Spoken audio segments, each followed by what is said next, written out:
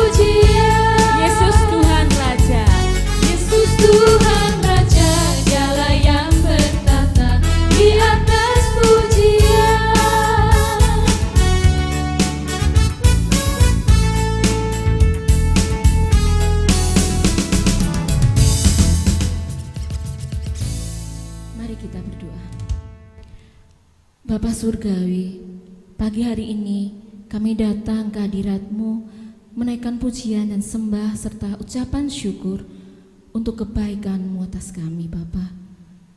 Berkatilah kami, berilah kami kekuatan dan semangat juga melalui firman dalam ibadah pagi hari ini, agar hidup kami semakin diperbaharui dan iman kami semakin dikuatkan. Kami serahkan ibadah pada pagi hari ini Bapa hanya ke dalam tangan-Mu. Dalam nama Tuhan Yesus kami sudah berdoa. Amin. Bapak Ibu Saudara, kita akan persiapkan hati dan pikiran kita untuk kita mendengarkan firman Tuhan. Mari kita sambut firman Tuhan pada pagi hari ini dengan pujian Di Hidupku Ku Ada Sobat Yang Setia.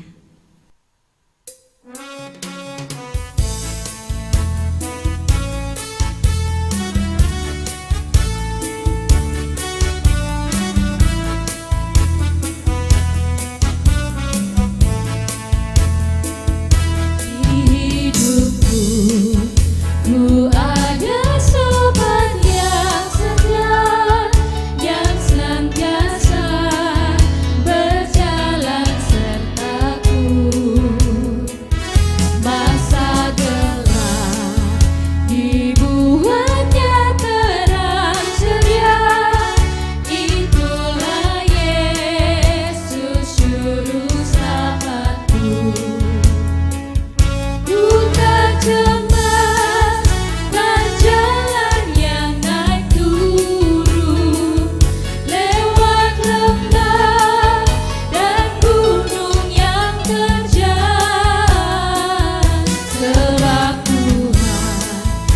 Berjalanlah di sampingku, memimpinku ke negeri yang kekal.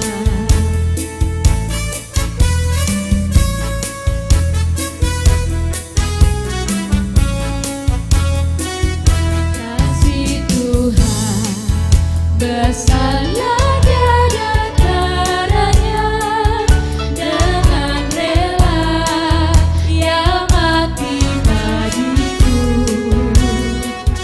Kepadanya ku serahkan jiwa dan raga, sejak itu Ia bimbingku selalu. Ku terjebak ke jalan yang naik turun, lewat lembah dan gunung yang terjal.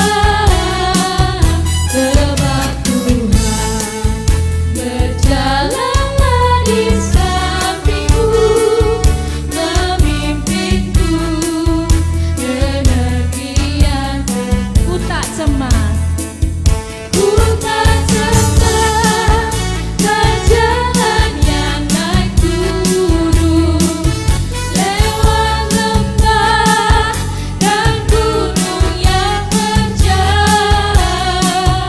Sebab Tuhan berjalanlah di sampingku, memimpinku ke negeri yang kekal.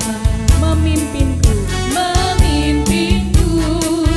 ke negeri yang kekal.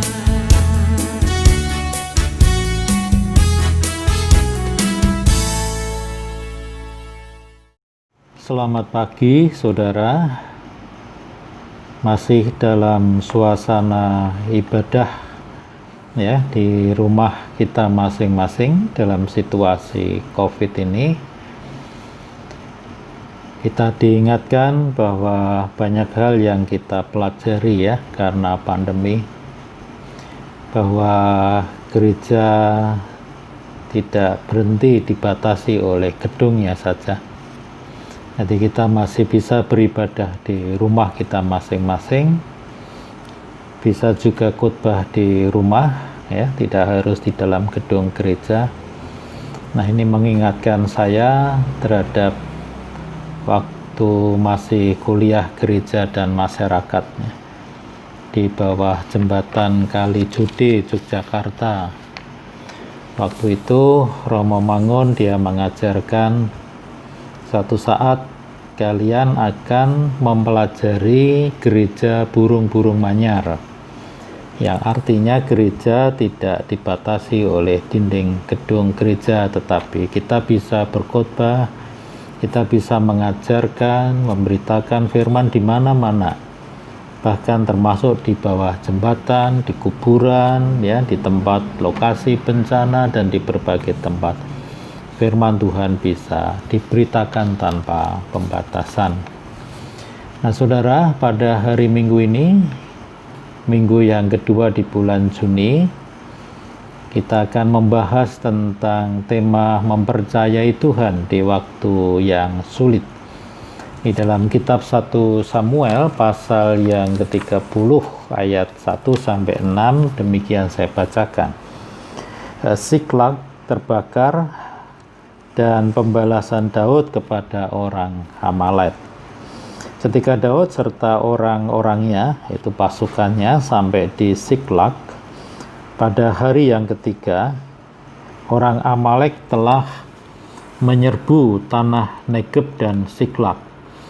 Siklag telah terkalahkan oleh mereka dan dibakar habis.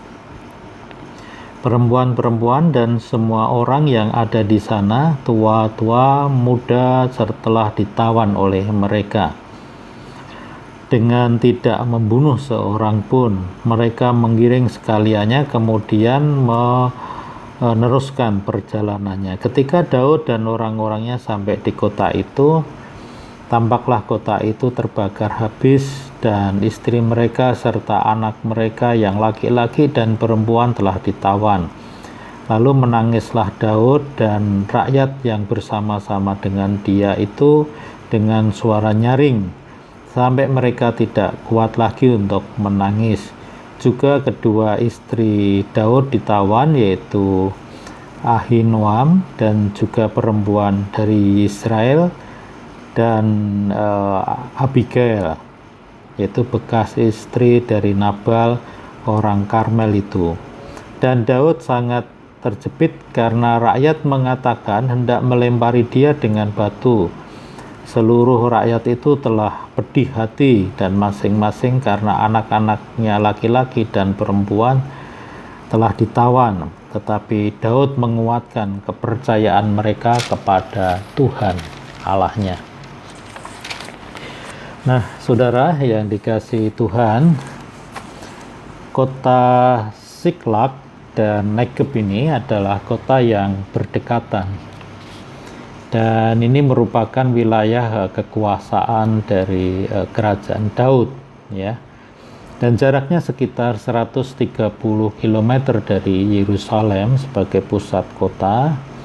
Oleh karena itu tidak heran dalam perjalanan ketika Daud dan pasukannya sampai di sana sekitar 3 hari karena jalan yang terjal, berbatu dan gersang. Nah, saudara, dikatakan bahwa dua istri Daud, yaitu Abigail dan Ahinoam, juga tinggal di sana, ya. Dan ini menunjukkan memang di dalam suatu tradisi Yahudi, pemimpin itu dia bisa memilih untuk mengawinin janda yang ditinggal mati karena perang, ya, oleh pasukan Daud. Nah, itu tradisi yang dimiliki. Nah, saudara, kedua kota kekuasaan Daud ini diserang oleh orang Amalek dan dibakar habis, dan mudah terbakar karena bangunan itu banyak di situ kayu di sana, ya, sehingga mudah sekali terbakar. Lalu ditawanlah anak-anak, perempuan, ya, laki-laki dan sebagainya di sana. Dan biasanya di dalam tradisi tawanan perang itu akan dijual menjadi budak. Nah, saudara, pada waktu Daud dan pasukannya tiba di tempat itu dan melihat kondisi yang sangat memprihatinkan, maka sedihlah hati mereka. Dikatakan patahlah hati mereka, lalu menangislah mereka dengan suara nyaring, ya. Daud dan pasukannya dan rakyatnya menangislah mereka dengan suara nyaring melihat kedua kota ini hancur dan terbakar habis, dan semua ditawan oleh orang Amalek.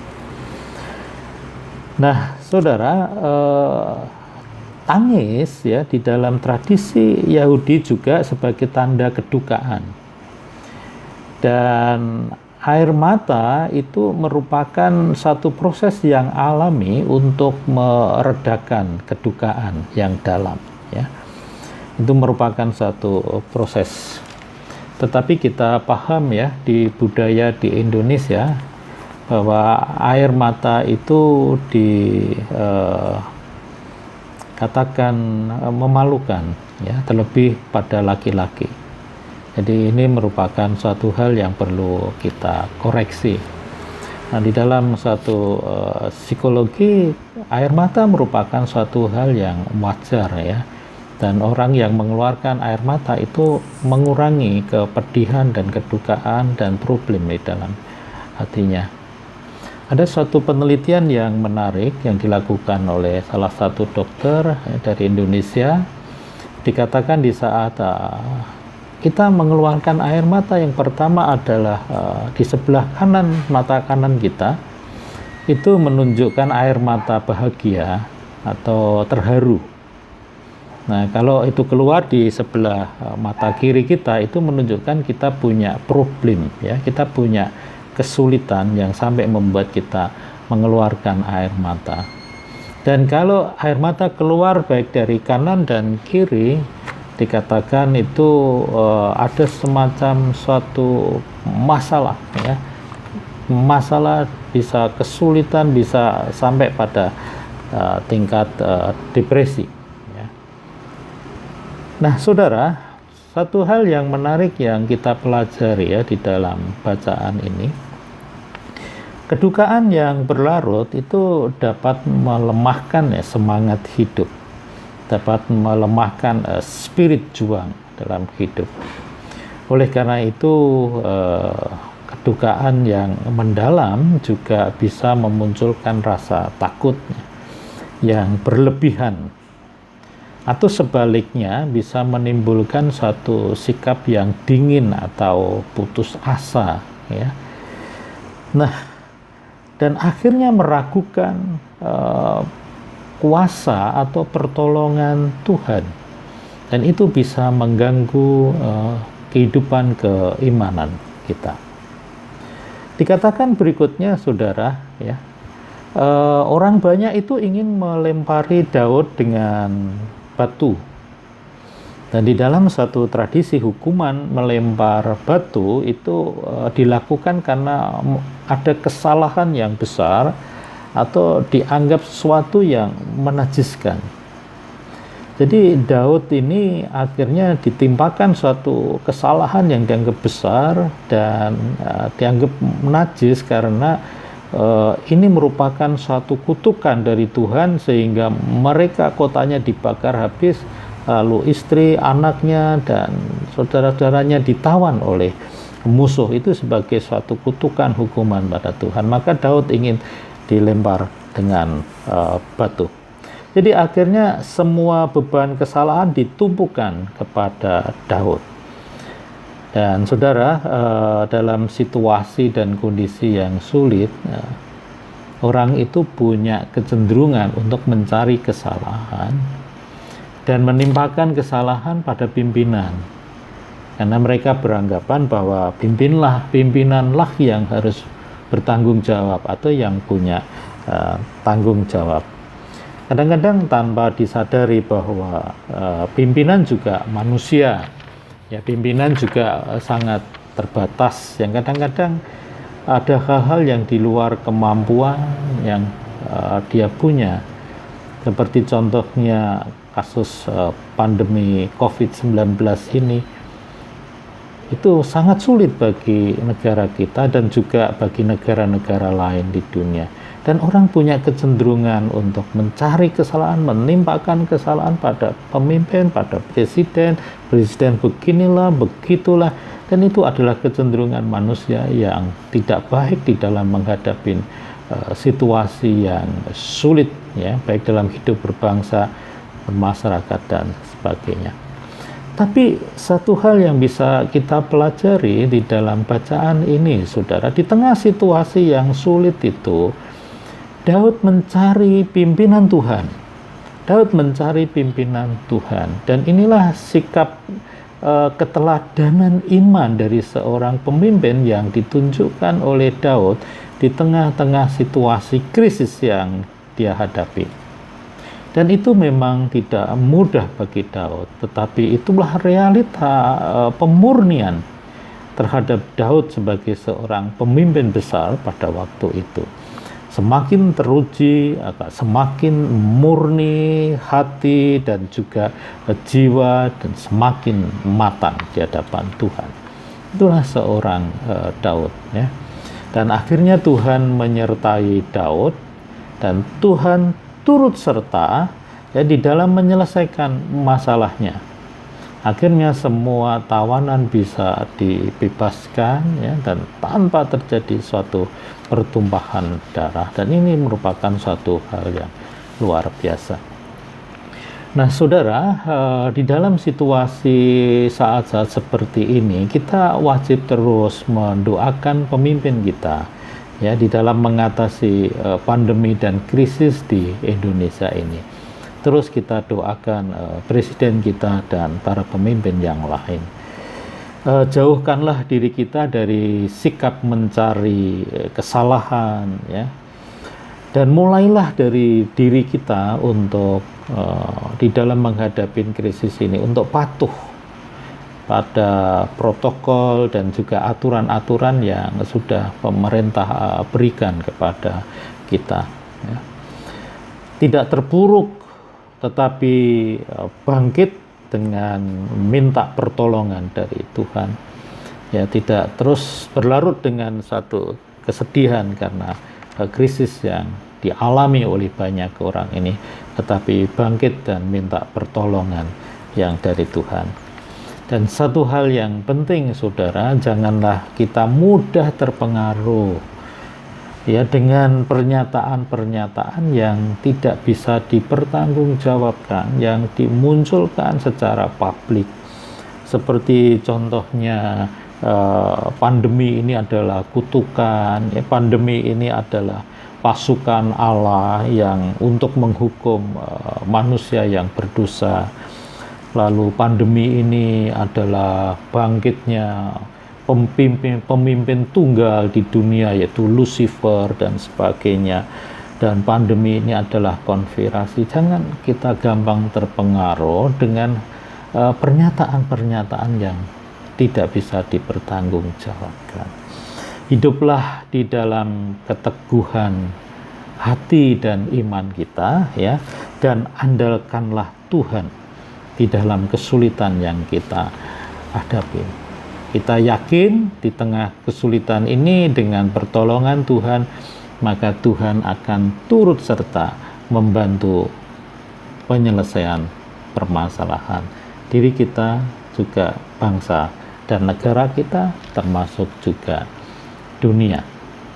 Tuhan menyertai dan memberkati saudara dan melindungi saudara selalu dalam ancaman virus corona ini, dan Tuhan memberkati di tengah-tengah situasi yang sulit. Amin.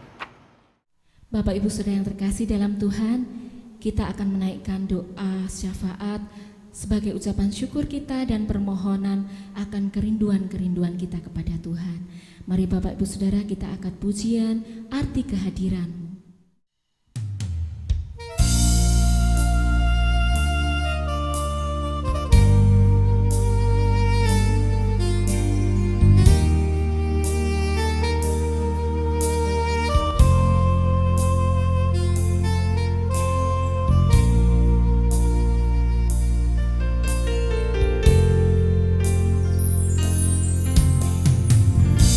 Jalanmu tak terselami oleh setiap hati kami, namun satu hal ku percaya, ada rencana yang indah. Terduga kasih-Mu, heran dan besar bagiku, arti kehadiran-Mu selalu nyata di dalam hidupku. Penyertaan-Mu sempurna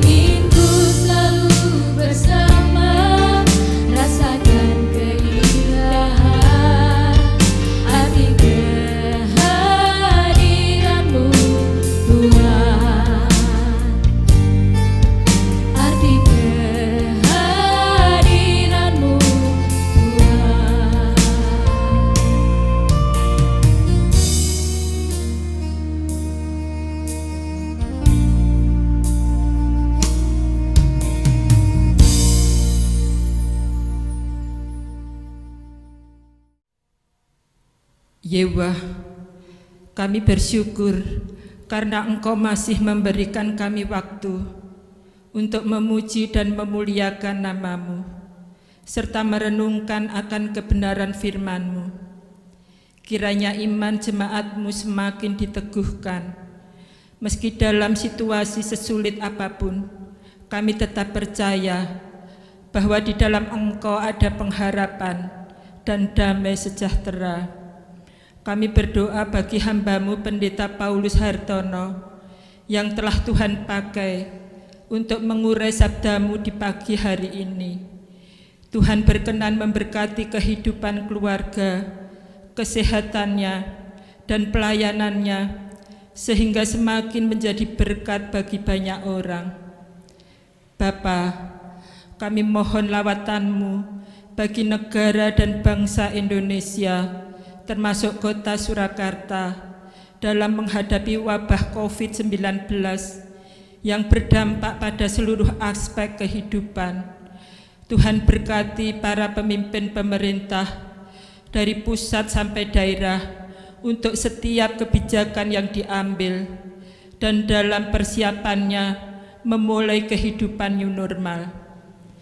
Begitu juga bagi rakyat negeri ini, kiranya ada kesadaran penuh untuk mematuhi protokol kesehatan, sehingga mata rantai virus segera terputus dan pemulihan terjadi oleh karena kemurahan-Mu. Dan bagi seluruh tenaga medis yang berjuang menyembuhkan pasien, Tuhan lindungi keberadaannya. Kami berdoa bagi lembaga MDS dan PIPKA sebagai kepanjangan tangan Tuhan untuk menjangkau banyak jiwa melalui misi kemanusiaan dan penginjilan. Yesus Kristus, kami teringat bagi saudara kami yang pada saat ini sedang mengalami lemah tubuh oleh karena sakit maupun lanjut usia, seperti Bapak Hartoyo, Bapak Atmo, Bapak Winarno, Ibu Sri Maryani, Ibu Yoto, Ibu Parni, dan yang lainnya. Kami mohon urapan kasih-Mu, baik melalui sarana medis dan perawatan keluarganya. Kiranya Tuhan berkenan menyembuhkan dan memulihkan. Bagi ibu yang mengandung, Tuhan berikan kekuatan, kesehatan, dan keselamatan baik ibu maupun janin, sehingga proses persalinannya dapat berjalan dengan lancar. Tuhan juga berkenan memberkati setiap pasangan keluarga yang merindukan anak keturunan di dalam rumah tangganya. Bagi saudara kami yang saat ini mengalami lemah iman dan semakin menjauh dari-Mu, mohon Tuhan rengkuh kembali untuk menjadi bagian dari persekutuan. Kami serahkan ke tangan-Mu Tuhan, untuk setiap pergumulan jemaat-Mu, baik di dalam usaha dan pekerjaan yang digeluti. Kiranya Tuhan jadikan berhasil demi kesejahteraan keluarga dan sesama. Berkatilah anak-anak kami dari masa pertumbuhan, senantiasa takut akan Tuhan, hingga dewasanya tidak menyimpang dari jalan Tuhan. Kami bersyukur bagi anak-anak kami yang telah dinyatakan lulus dan akan memasuki ke jenjang pendidikan yang lebih tinggi. Kami percaya bahwa Tuhan akan memberikan kemudahan dan membukakan jalan yang terbaik bagi masa depan mereka, serta kecukupan dana yang dibutuhkan Tuhan berikan. Bagi pemuda-pemudi yang bergumul untuk mendapatkan pekerjaan dan pasangan hidup, mohon Tuhan berikan yang sepadan dalam iman. Ya Roh Kudus, berkatilah kelompok bermain Kinasih sebagai aset GKMI Surakarta di Rayon 1 yang telah Tuhan percayakan untuk memberkati anak-anak di lingkungan gereja. Begitu juga rencana tempat pembinaan anak di Rayon 2, kami serahkan sepenuhnya ke dalam kuasa-Mu. Satukanlah kami jemaat-Mu bersama aktivis, pengurus komisi, majelis, dan pekerja gereja untuk satu hati di dalam pelayanan demi puji hormat dan kemuliaan nama-Mu. Terima kasih Bapa, terima kasih Roh Kudus. Doa ini kami panjatkan di dalam nama Yesus Kristus yang telah mengajarkan kami berdoa. Bapa kami yang ada di surga, dikuduskanlah nama-Mu, datanglah kerajaan-Mu, jadilah kehendak-Mu di bumi seperti di surga. Berikanlah kami pada hari ini makanan kami yang secukupnya, dan ampunilah kesalahan kami, seperti kami juga mengampuni orang yang bersalah kepada kami. Dan janganlah membawa kami ke dalam pencobaan, tetapi lepaskanlah kami daripada yang jahat, karena Engkaulah yang mempunyai kerajaan dan kuasa dan kemuliaan sampai selama-lamanya. Amin. Bapak Ibu Saudara yang terkasih dalam Tuhan Yesus, kita akan menutup ibadah pada pagi hari ini dan kita akan menaikkan pujian Tuhan pegang pimpinan.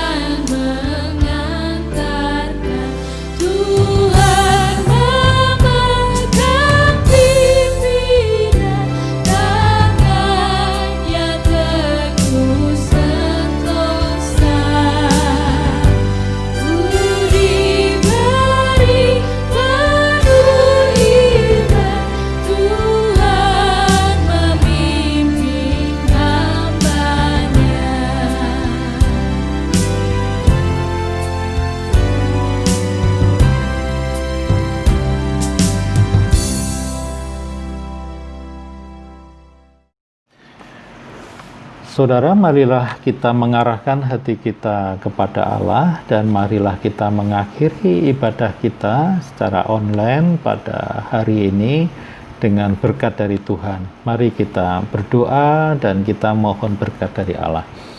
Kiranya kasih karunia, rahmat dan damai sejahtera dari Allah Bapa, Putra dan Roh Kudus senantiasa menyertai, memberkati, melindungi dalam kehidupan kita, keluarga kita, pekerjaan kita dari saat ini sampai selama-lamanya. Amin.